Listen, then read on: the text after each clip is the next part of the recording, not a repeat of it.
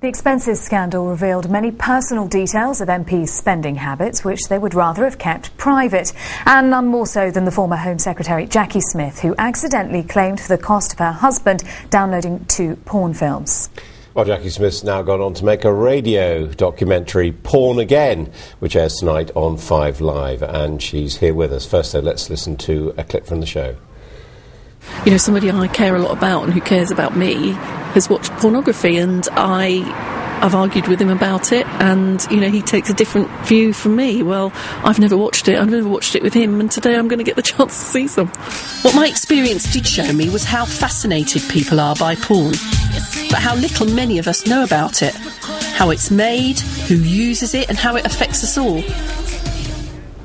Jacqui Smith's with us now. Well, I might have thought after your unfortunate experience with pornography you'd want to run 100 miles from it.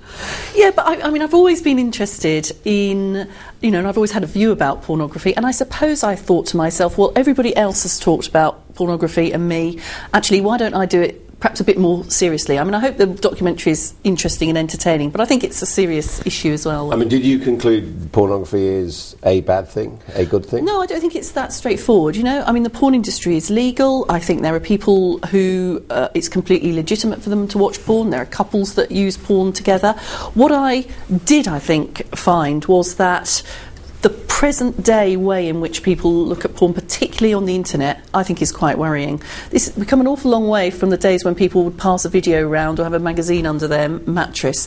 It's very, very easily accessible, no proof of age needed, no credit card, no nothing, and as we show in the programme, that means it's much easier for people to become addicted as adults. And I think there are young people growing up who are sort of substituting pornography on the internet for what should be proper sex education. And as a former Home Secretary, do you think there is anything you could do about that? Well, you know, this is another interesting area. When I was Home Secretary, I did legislate to outlaw extreme pornography. We introduced the body to help protect children on the internet.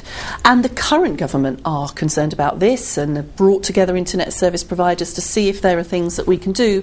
So yes, I think there's a certain amount that government can do, but I think this is one of those issues that isn't easily something that you just sort of pass a law and solve the problem. The first thing I wanted to do through the programme was actually to get people talking about it and debating it, you know, in a slightly more serious way than just sort of giggling behind your hand. And did the process of making this documentary change your opinions in any way about pornography and those working within the industry?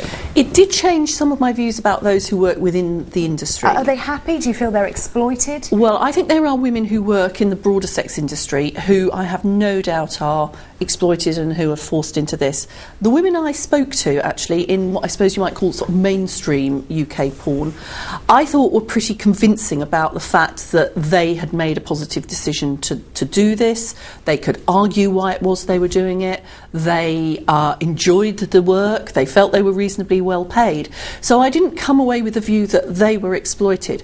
I do think, incidentally, it's damaging for women more widely. You know, this isn't a realistic view of women. It's not a realistic view of relationships, and that, I think, is probably more damaging than for the actual women directly involved in the industry. And as a woman who discovered that your husband was watching pornography at home, how did that make you feel, and what impact do you think it had on your marriage? Well, I didn't discover it because of the expenses thing. You know, I knew that Richard occasionally watched. We'd had arguments about it over the years. He takes a different view than I do. So, and we'd always talked about it, and I think that's probably the most important thing. Both, you know, more broadly as parents and as society, it'd be good to have a conversation about what we think porn might be doing to us.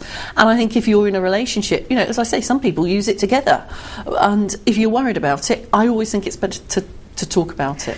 For you, though, humiliating, you had to put your hands up and say, I claim for this on my expenses, my husband watches pornography. You had to come out publicly and say something that actually most women probably wouldn't discuss, would they? No, you know, whatever you might argue about at home, you'd almost certainly rather not have this on the front of the newspapers, and of course I would rather not have. But of course this is part of the hypocrisy around pornography.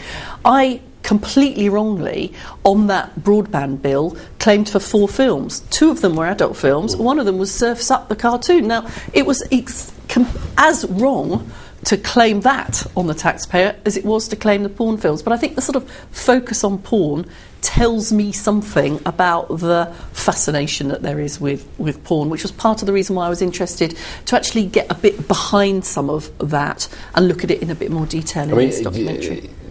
Is there any part of pornography that appeals to you?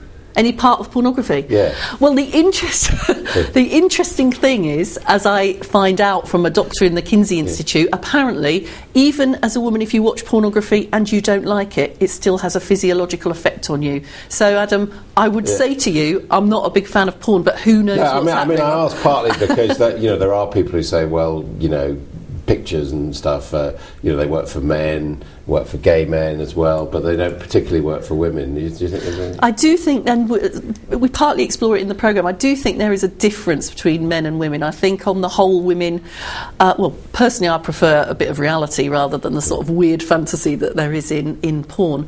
But I think this is something that it tends to be more made for men and impacts more on men. We've been getting various different comments and questions for you via Twitter. One female tweeter saying, Brampton Road, saying that she thinks it's brave of you to do this and to face up to it. I mean, you could have just hidden away, because this is quite humiliating, and as Adam was saying, you're dragging this up again, aren't you? Well, other people have said this is brave, which I think slightly is like, if you're a minister and a civil servant comes in and says, that's a very brave thing to do, Minister, they usually mean that's a barking mad thing to do. So, but I don't think it's about being brave. I just think it's something I'm interested in. One other question, this ties in with our vote. In today's world of internet and technology, is it possible to monitor and control pornography? Well, this is the really difficult issue, and to be fair to Culture Minister Ed Vaizey, who I talked to in the programme, he recognises, one, that it's an issue, but two, it's actually quite difficult to do. Now, that doesn't mean, I don't think, that there aren't ways, for example, that internet providers could provide us with opt-in options for pornography, rather than having it, as it effectively is, pumped into laptops, and increasingly, of course, with Internet Protocol TV, onto our TV screens as well in the future. Well, you can find out more on Radio 5 Live tonight. There are no pictures, though. Thank you very much indeed.